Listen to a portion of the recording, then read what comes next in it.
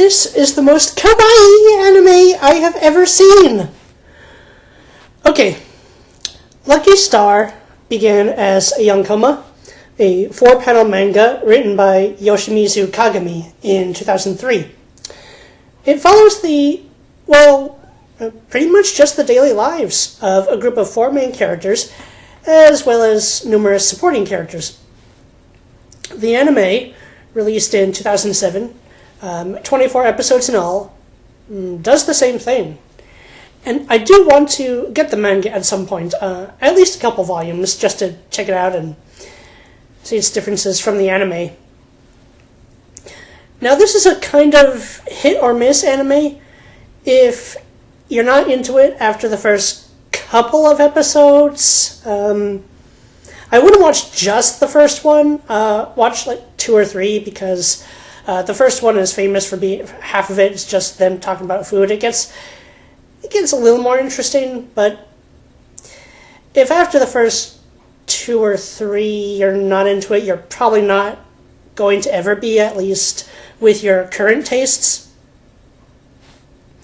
It's really just a laid-back and cutesy series. There's no real plot at all, other than just watching the cute girls play off one another, and the references to otaku fan culture, which the more games, manga, and anime you know, the more you'll recognize. Just gets more fun. The more you're familiar with. Oh, and Konata's game plan for conventions, turning shopping into a military mission, is freaking awesome. Of course, everyone's favorite character is Konata. She's just so much fun and so hilarious to watch.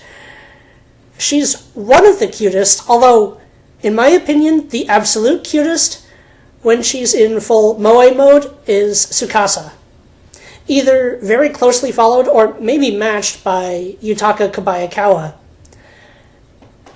I also think Misao is adorable.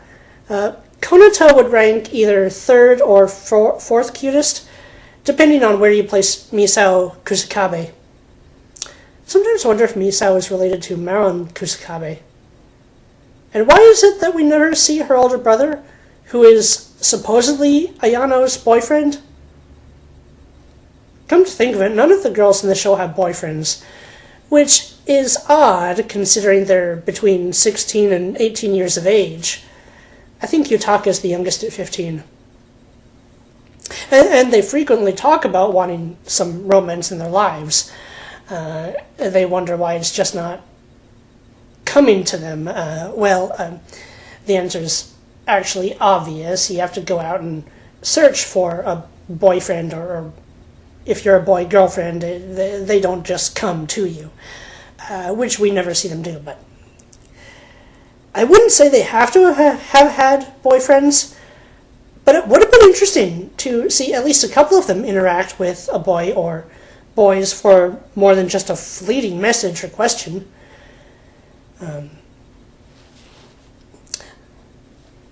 I can only wonder what kind of smut Konata is into, considering she has Kagami by titles like Slippery Brigade Leader and The Naughty Captain at Comiket, and she several times mentions playing adult-rated and hentai games. So they're definitely into that stuff, even if they don't keep it to themselves. They always talk about it. And Kagami herself, judging from her getting all excited over yaoi, okay, that wouldn't get her a boyfriend. I never quite got the appeal of yaoi and yuri, and I don't know, it almost seems sometimes like heterosexual relationships have gone out of style. I really don't get it. Well, different topic. I'm going on a tangent again. The only truly innocent characters seem to be Yutaka and Tsukasa. Although, no, there was Tsukasa's little chin-chin moment, although she didn't know what it meant, I guess. I'm thinking there should be a cuteness competition between Yutaka and Tsukasa, But others have responded to that with the assumption that the world would explode from cuteness overload if that were to ever actually happen. I'm not going to really go into the Konata Kagami shipping. The author himself pretty much ships them together, and the way they play off each other is adorable. Adorable is this show's entire thing. Again, no real plot, not even many big life lessons or anything. It's just cuteness overload. I have yet to read much of the fanfiction. I'm busy writing my own stories, which are not fanfiction. They're my own characters and universe. However, I will say that Lonely Kagami is awesome. I'm not a Yuri fan at all, but that one is just so heartbreaking and heartwarming at the same time. I can't help but love it. So, there was a spin-off series of little 4-minute episodes titled Miyakawa Keinokufuku, the Miyakawa family's hunger, which details the lives of one of the gamer's employees, Hinata Miyakawa, who is trying to support an otaku's lifestyle on a mere book and game store worker's salary. And her younger sister Hikage. It's fun to watch it through, and it's easy to go through real fast, but it's nowhere near as much fun or cute as Lucky Star. The music. The opening theme song, Moket Sailor Fuku, is one of the most iconic openings in anime, and adorable. I recently listened to a full version, which is also really cute. It only makes it better, which is not the case for every song, but you also get to see the girls practice the performance in the anime itself near the end of the cultural festival preparations. Strangely, this anime has no ending song, and its endings are The Lucky Channel, which I never cared much for. They add nothing for me, and then just some random clips with the credits. I'd have much preferred a real ending song, maybe mixed in with the Lucky Channel. Hey, Akira Kogami could perform the ending. That'd work. Or have the character songs as the endings. A different character song each episode. You know what? That's what they should have done. Oh, I just thought of something. You know the movie Pixels from 2015?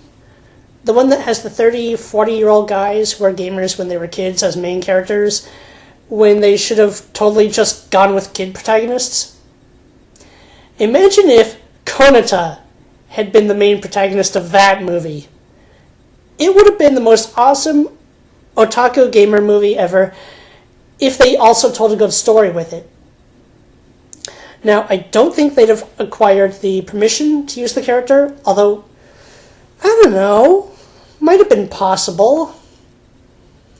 I don't think the writers were familiar with Konata, Izumi, or Lucky Star, but had they been, oh wow, they should have tried. If the main team had been Konata, Kagami, Tsukasa, and, well, I would actually like to have replaced Miyuki with Yutaka. I think Yutaka is way more fun, and we do see her play games. As I mentioned before, I also really like Misao, but she's been shown to not be very good at games, although despite very much enjoying them. So that could have been interesting too. Guess you could have also replaced her with Kuroe, but I would have wanted to go with all kid protagonists. So yeah, we need a gamers movie featuring Konata, Kagami, Tsukasa, and either Misao or Yutaka, and maybe the others as background characters. I guarantee you, every girl and every boy familiar with Lucky Star just squeam their brains out.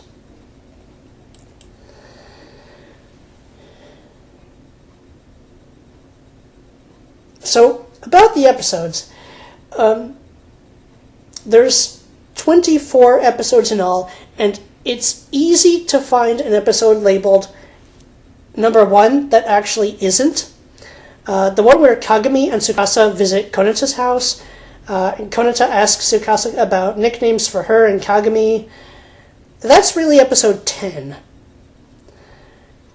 And you can probably buy the complete set and OVA together for between around $50 and $60.